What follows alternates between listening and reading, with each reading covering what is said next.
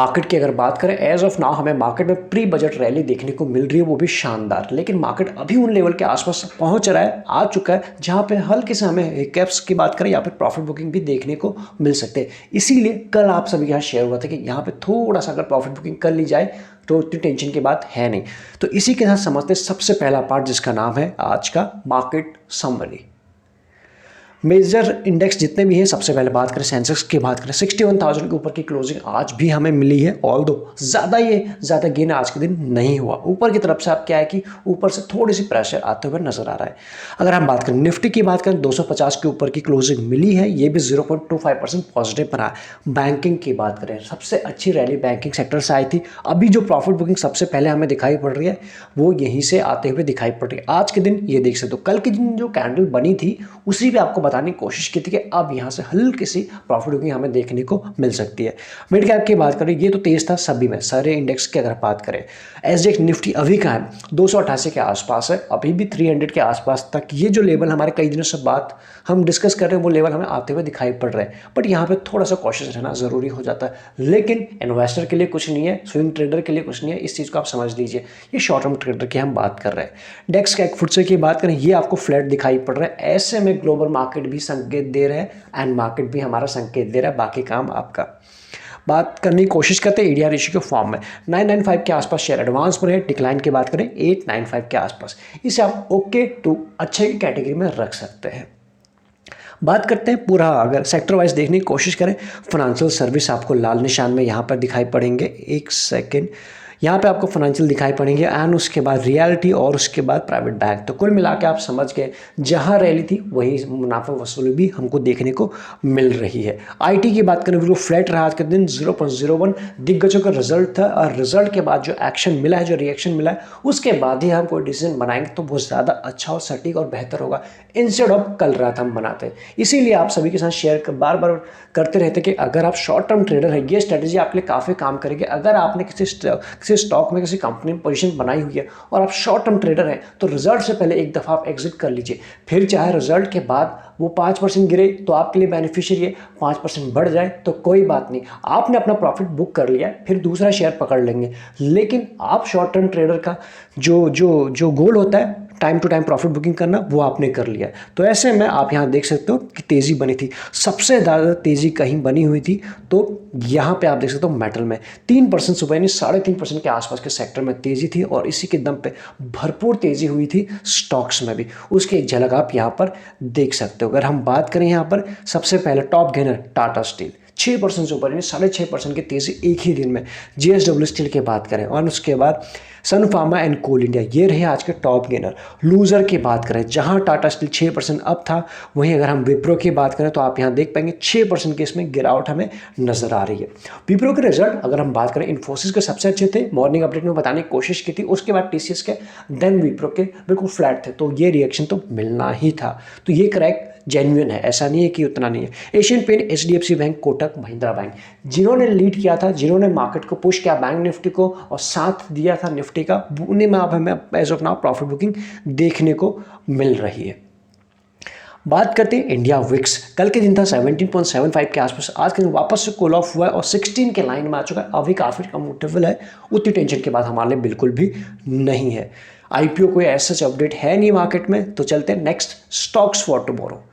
सबसे पहले हम बात करते हैं डिविस लैब के ऊपर बात करते हैं। डिविस लैब हमारी बात हुई थी परसों के दिन, एक दिन का इसने टाइम लिया, कल नहीं चला और वापस आज चला है। 2% से ऊपर के गेन इसने दिए, एक पल के लिए 2.5% से ऊपर गया। अभी जब फर्स्ट डे है तो अभी भी इसमें काफ़ी स्कोप नजर आता है अगर इसको यहाँ से होल्ड करता है। एक्सपेक्टेशन है कि रिजल्ट अच्छे आ सकते हैं, आएंगे कैसे वो तो एग्जैक्टली मार्केट बताएगा और उन रिजल्ट के ऊपर रिएक्शन कैसे मिलता है वो अभी से हम पंडित नहीं बनते हैं। हम तब तक आगे कि जो हमें टेक्निकली जो देखने को मिल रहा है उसकी बात कर लें, स्ट्रॉन्ग यहाँ से बनता हुआ नजर आ रहा है। दूसरे बात करें टाटा केमिकल, हुए हैं दिन 3 और रिटर्न दे दिए शेयर ने 8% के, इसीलिए आप सभी के साथ डेली बेसिस पर डिस्कस हो रहा है। आज के दिन भी आप यहाँ देख सकते हो अच्छा खासा 2% से ऊपर ही पॉजिटिव में रहा। 3 दिनों में पहले दिन 4%, दूसरे दिन 2% और उसके बाद वापस से 2% के रिटर्न इसने दिए, जो आप शानदार कह सकते हो। कल के दिन हमारी बात हुई थी क्रिसिल के ऊपर। क्रिसिल ने आज तो थोड़ा सा शांत रहा, एक दिन लिया हुआ है, नेगेटिव में नहीं है, फ्लैट में क्लोज हुआ है। अभी भी उसमें काफ़ी पोटेंशियल है, नज़र में रख सकते हो। डेली एक स्टॉक आप सभी के साथ शेयर होता है, अपडेट आपके साथ शेयर होता है फॉर एजुकेशनल पर्पज़ के लिए। आज जो डिस्कस करेंगे हम मुथूट फाइनेंस के आसपास। मुथूट फाइनेंस की बात करें, इसने आज 1400, अगर हम बात करें 14 से 90 के आसपास एक सपोर्ट लिया, वहाँ से बाउंस बैक किया। अगर ये 1500 के ऊपर सस्टेन होना शुरू होता है तो इसमें अच्छा आपको देखने को मिल सकता है। अदरवाइज जिन लेवल के आसपास शेयर है, 90 की बात करें, जब 1490 था, वहाँ से 10 पॉइंट के आसपास और भी इसका स्ट्रॉन्ग सपोर्ट आते हुए नजर आ रहा है। इसलिए यहाँ से इस शेयर में risk and reward ratio favourable नजर आ रहा है फॉर अ स्विंग ट्रेडर के लिए। इसलिए शेयर आपके प्राइम फोकस पे यहाँ से डेफिनेटली रहना चाहिए। एक अपडेट तो ये रही, बाकी अपडेट अगर आप चाहते हैं कि हम आपके साथ शेयर करते रहे, लगे यूजफुल, तो आप ज्वाइन बटन भी कंसीडर कर सकते हैं। वो आपको इजीली चैनल के ऊपर मिल जाएगा। चैनल ज्वाइन बटन और लिंक्स भी आपको डिस्क्रिप्शन में मिल जाएंगे, या फिर आपके पास डीमैट अकाउंट नहीं है, उसके भी लिंक्स आपको मिल जाएंगे। प्राइवेट चैनल का भी प्रोसेस सब कुछ डिस्क्रिप्शन में लिखा हुआ है। बात करते हैं एफआईएस डेटा, एफआईएस के एक्शन के ऊपर। डेटा आ चुका है, डेटा की बात करें, ये जो डेटा हमें कुछ बता रहा है सिर्फ 12 और 13 को बैंकिंग सेक्टर में यहाँ से प्रॉफिट बुकिंग शुरू हो गई थी। एंड ये जो प्रॉफिट बुकिंग हमें एफआईएस की तरफ से दिखाई दे रही है, पंपिंग भी वहीं हुई थी और उसका डंपिंग भी, इस तरह से समझने की कोशिश करता हूँ, वहीं से होते हुए दिखाई पड़े। दिग्गजों ने ही मार्केट को ऊपर लेके मार्केट को ऊपर पुश किया था। अभी आप देख सकते हो उनमें प्रॉफिट बुकिंग हो रही है, बैंकिंग सेक्टर नीचे आ रहा है, एफआईएस का डेटा भी कुछ वैसे ही बता रहा है। यहाँ से दूसरा सेक्टर फोकस में आ सकता है, तो उसके ऊपर हमारी नज़र तो है ही। तो एज ऑफ नाउ अगर बात करें, डीआईएस तो रेगुलर बेसिस पे बाइंग कर रहे हैं, बट आपको भी डेटा के हिसाब से काम करना होगा अगर आप शॉर्ट टर्म ट्रेडर हैं तो। बात करते हैं चार्ट एनालिसिस। निफ्टी का चार्ट लगा हुआ है, निफ्टी में वन साइडेड की हमको रैली देखने को मिली है। एंड धीरे धीरे जैसे जैसे ये मंथ एंड होगा, उसके बाद हमारे सामने दो मेजर इवेंट रहेंगे, जो रहें, एक आप जानते हैं बजट, और उसके बाद इलेक्शन। तो इनका रिएक्शन तो मार्केट के ऊपर डेफिनेटली आएगा, और उससे पहले की रैली हमें को देखने को मिल गई है। तो ऐसे में थोड़ा से लेवल के आसपास कॉशियस हो जाए, टेंशन की बात हमारी होगी नहीं। तो ऐसे में निफ्टी की अगर बात कर लें, आज के दिन 18,250 के ऊपर की क्लोजिंग मिली है, अभी भी स्ट्रॉन्ग है, लेकिन अब जो कैंडल है, छोटी छोटी कैंडल बनना शुरू हो गई। ये जो कैंडल जब बन रही थी, और जब यहाँ क्या किया, अब जो इंट्राडे बेसिस पे जो रेंज है, वो रेंज छोटी हो रही है एंड लिमिटेड रह रही है। तो यहाँ से एक साइन भी मिल रहा है। अब थोड़ा सा कॉशियस रहने की ज़रूरत हो जाती है, स्पेशली अगर आप डे ट्रेडर हैं, या फिर आप वॉलेटाइल मार्केट में काम करना पसंद नहीं करते, तो सावधान रहना है। पसंद करते तो आपके लिए वॉलेटाइल मार्केट आने वाला है, आ सकता है। क्या रहा 15 मिनट में, ये आप देख सकते हो। जिस रेंज की हम बात कर रहे हैं, कल की रेंज की अगर हम बात करें, ये थी छोटी सी एक रेंज। आज की रेंज की बात करें, ये एक रेंज परफेक्ट एक्सपायरी मोमेंटम था, खुले कहाँ, फिर ऊपर नीचे करके लास्ट में वहीं जाके बंद हो गए। तो कुल मिला के आप यहाँ देख सकते हो, ज़्यादा मोमेंटम था नहीं, दोनों तरफ के स्टॉप लॉसेस हिट हुए, दोनों तरफ आपको स्कैल्पिंग करने का मौका मिला। इसके बाद अगर हम बात करें बैंक निफ्टी पे जाएं, उससे पहले एक बार सपोर्ट की बात कर लेते हैं। क्लोजिंग हुई है 18,250 के ऊपर, और अगर हम बात करें आज के दिन 18,150 के आसपास निफ्टी आया था एक दफ़ा।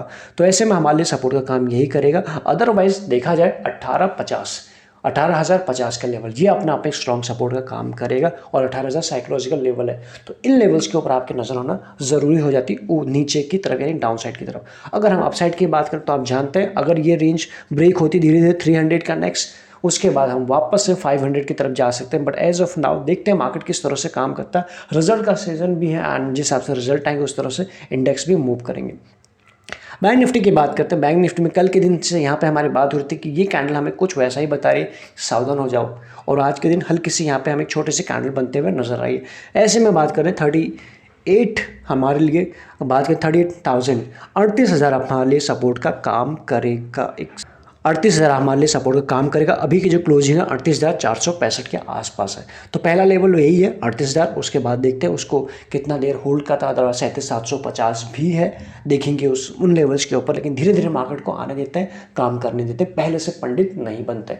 अदरवाइज ऊपर के लेवल हैं अभी भी वो इंटैक्ट हैं, लेकिन सीधे नहीं जाएंगे, कुछ तो रिट्रेसमेंट होना बनता ही है, और जो हुआ नहीं है बड़े लंबे टाइम से, अब शायद उसका टाइम आ रहा है।